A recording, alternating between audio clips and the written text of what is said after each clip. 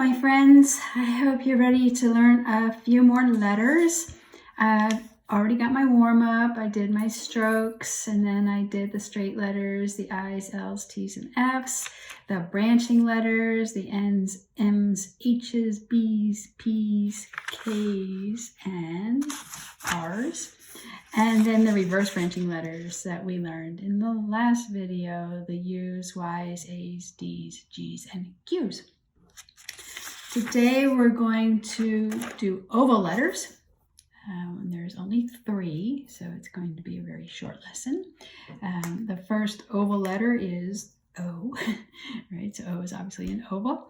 But remember, we're still going up thin and down thick. So we want to start, I'm actually going to draw a big one just so you can see it better. So I'm going to start in the middle. So if I go from my baseline down here to my X height will be up there for this example.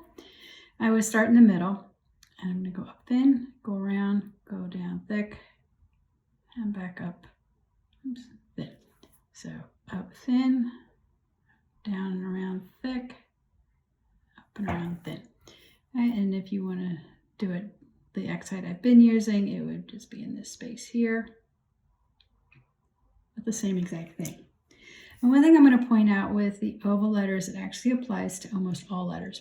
And that is, instead of keeping it exactly between these two lines, a letter that has a curve on either the top, bottom, or both sides actually extends above the line and below the line a little bit. So it would be more like this, up over that line a little bit, down over that line a little bit, like that.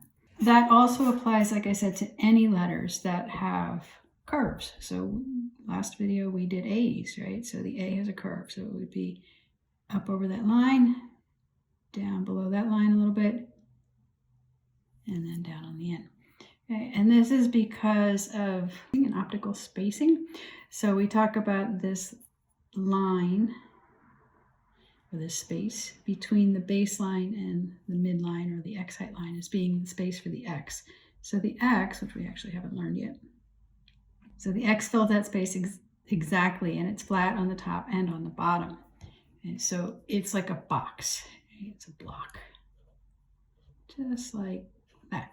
It takes up that much space. So a letter that has curves doesn't fill the block fully. And because it doesn't fill out, come like this, just do this part of it, right? If we were to draw that side of the box, right? Since it doesn't go to the corner there or the corner there, we compensate by having it go above the line a little bit and below the line a little bit.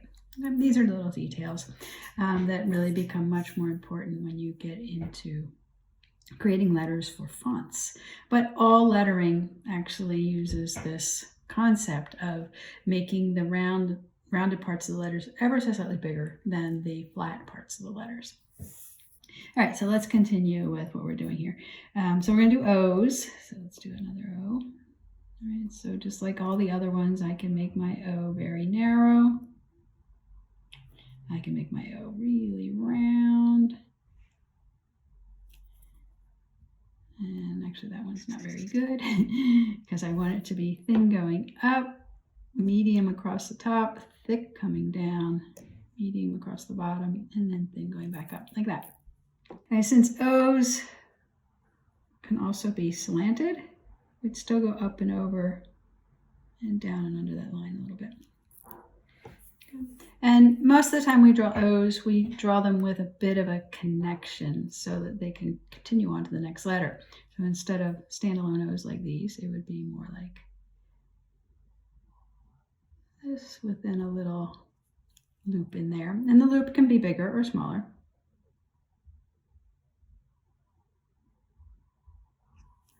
My pen is wet again, so I will try and not make it fill up all the O with color. And do like that. So when you make the loop, remember the loop also has a down part and an up part. All right, so again, it's going to be better if I make it bigger. So we're going to go up thin, around thick, back up thin, and then thick going down, and thin coming up and around, like that.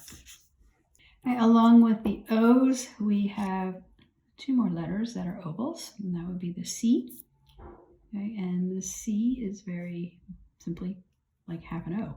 And so we're going to start near the top, thin, thick going around, and thin coming up.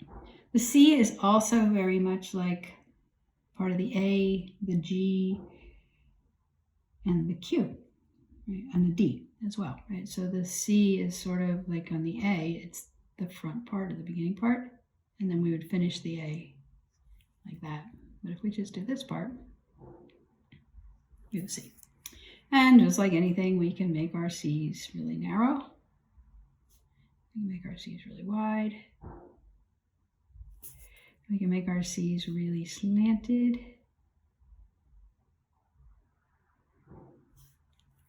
And very vertical. Okay, and then the last oval letter is the letter E, which is actually almost more like the L, but also very similar to the C. So it's like the L because it has this part, and it's like the C because it has this part. And so we go back to our basic strokes. If we add things together, we added those together and got the L with the loop at the top. But we can also add those together and make it shorter, and we get the E.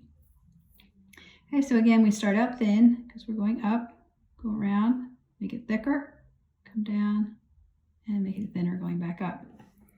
It's round on the top and bottom, so the same thing applies as with the O. You go a little beyond the lines. Okay, and like all of our letters, we can make it more vertical and more condensed. We can make it very wide and extended. We can make it lean over a lot, and we can explore many different options. So those are the letters for today. So we'll fill our page with those.